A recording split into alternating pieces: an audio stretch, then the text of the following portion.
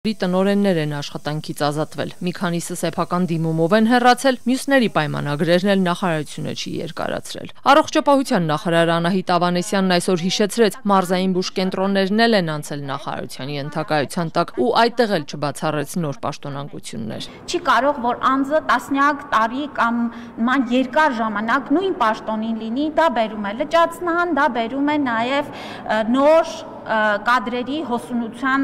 խոչընդոտմանը։ Եթե աշխատանքից ազատված մյուս տնօրեններն ակնարկում են նախարարության հետ ունեցած որոշ անհամաձայնությունների մասին, ապա կախվածությունների բուժման ազգային կենտրոնի տնօրեն Սուրեն Նազինյանն ուղիղ հայտարարում է. 2022-ի կեսերից նախարարության տարբեր պաշտոնյաների եւ իր փոխհարաբերությունները եղել են լարված եւ ոչ գործընկերային։ Ըստ Նազինյանի, նախարարի հրամանով հենց իր ղեկավարման տարիների ընթացքն է ստուգվել ու ավելի քան 260 միլիոն դրամի խախտումներ արձանագրվել։ Ստուգումներն էլ, արձանագրած խախտումներն էլ Նազինյանը համարում է իրականության հետ աղերս չունեցող գործընթաց։ Ազատությանն ասած առարկություններով, բայց համաձայնվել են պետպատվերի մասով շուրջ 3 միլիոն դրամի խախտումների փաստի հետ։ Մինչ այդ, սակայն, ըստ նրա, թե պետական առողջապահական գործակալության կազմը, ղեկավար կազմը, նաև առողջապահության նախարարության ղեկավար կազմը փորձել են համոզել, պարտադրել, որ ես ստորագրեմ։ Ինչի տակ ստորագրեք։ Երկրորդ եզրակացության 260 միլիոն գրել էին, ցույց էին տալիս, որ դե 170 միլիոնը հանեցիք, բայց սա սուտ։ Պագի պետի տեղակալին զանգում է այս տոնով, որ դեն 170 միլիոնը հանեցինք, արի պակ, ստորագրի։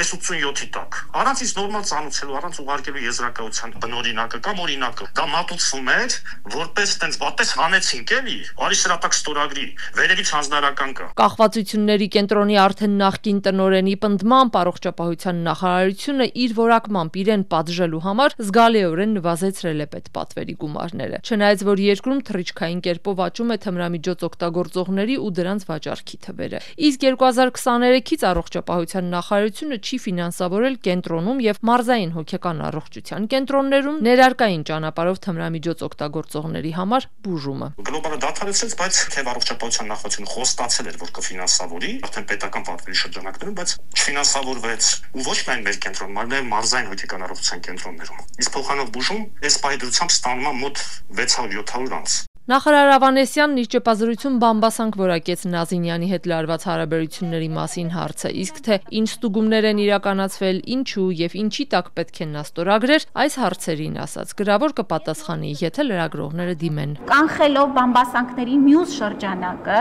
ես հանձնարարել եմ, որպեսզի այդ ստուգման հետ կապված եւ ստուգումից հետո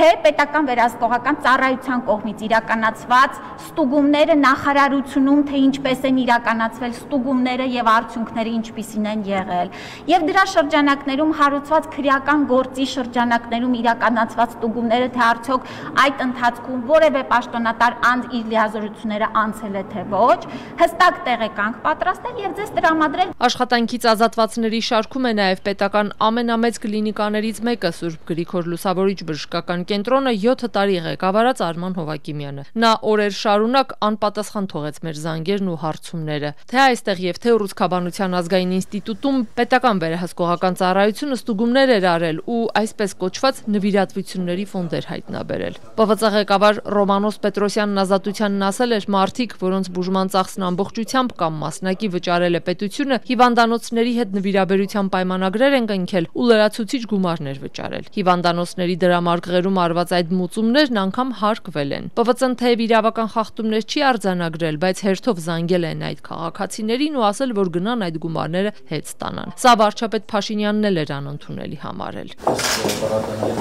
Ռուսկաբանական կենտրոնը 6 տարի ղեկավարած Նարեկ Մանուկյանը հենց այս պատճառով է դիմում գրել ու հեռացել։ Ընդհանուր այն իրավիճակն առաջացել, որ իրար հետ աշխատել շարունակելու ճանապարհը տեսանելի չէր։ Ասաց հիվանդանոցը զրոյից է ոտքի հանել, բոլոր ուղղություններով առաջընթաց է ապահովել, դա էլ կոռուպցիայի դեմ պայքարի մի տարբերակ էր։ Ամբողջ աշխարհում ընդունված տարբերակն է, որ որոշակի տոկոս մարդիկ բուժումից հետո փորձում են նվիրատվություն անեն հիվանդանոցին, բժիշկին, ուրիշ երևույթ է, որ կաշառքը ներկայացում է այդ ամենի կողի տակ, այդ ուրիշ երևույթ է, բայց իմ հիմնարկում դա ամբողջությամբ եղել է այն դեպքերը, որ իրականում հիվանդներ ուզեցել նվիրատվեն, այլ ոչ թե եղել է բժիշկի դրդմամբ, ես իմ քույրի դրդմամբ կամ մյուսի։ Իհարկե, եթե ինչ-որ մեկի դրդմամբ է, շատ վատ երևույթ է, պատժելի երևույթ է, բայց դա կա այն, որ որոշակի դեպքում բուժվելուց հետո մարդիկ փորձում են նվիրատեն, որը զարգացած երկրներում էլ կա, այդ պետք է լինի օրինական ճանապարհով, այլ ոչ թե բժշկի սենյակում սեղանին դնելով։ Ես այդ ամեն ինչը տարել եմ օրինական ճանապարհով, որից հարկվեց վերջի 5 տարիների ընթացքում, իսկ այդ ամեն ինչի մասին բոլոր տեղյակ են եղել։ Այդ ամեն ինչը փակելը վերելու է նրան, որ ստվերային շրջանառությունը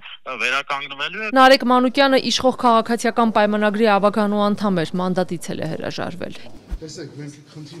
Երկար տարիներ առողջապահության փոխնախարար աշխատած Սերգեյ Խաչատրյանն էլ հոգեկան առողջության պահպանման ազգային կենտրոնը ղեկավարում էր դեռ Արսեն Թորոսյանի նախարար եղած տարիներից։ Նրա հետ աշխատանքային պայմանագիրն էլ չի երկարացվել։ Պատճառների մասին տեղյակ չեն, փորձել են ճշտել, թե ինչ պատճառ կա, ասում են, որ ոչ մի պատճառ չկա։ Պայմանագրի ժամկետը լրացել է, նպատակարարը չեն գտնում շարունակել։ Այս ընթացքում ինչպիսին էր ձեր հարաբերությունները առողջապահության նախարարության հետ։ Շատ լավ, շատ լավ։ 2020-ին ձևավորված ինֆեկցիոն հիվանդությունների ազգային կենտրոնում արդեն 6-րդ անգամ է տնօրեն նշանակվել։ Նախորդը Սպարտակ Պետրոսյանը նույնպես սեփական դիմումի համաձայն է հեռացել, շատ փակագծեր չբացեց, բայց որ գաղափարական հակասություններ է ունեցել նախարարության հետ, չթաքցրեց։ Գիտեմ, որ ես նման պայմաններում չեմ ուզում աշխատել։ Իսկ ինչպիսի պայմաններ է։ Ավելի չեմ մանրամասն։ Աշխատանքից ազատված այս բոլոր տնօրենները պնդում են, իրենց ղեկավարման տարիներին կլինիկաներն անճանաչելիորեն փոխել են դեպի լավը։ Նախարար Ավանեսյանն էլ հակառակը չի պնդել։ Բայց այսօր այդպես էլ չասած, օրինակ տեղյակ է եղել տարբեր կլինիկաներում գործող նվիրատվության ֆոնդերից։ Եթե այո, ապա ինչու միայն Ռուսքաբանականի ու Սուրբ Գրիգոր Լուսավորչի տնօրեններն ազատվեցին աշխատանքից։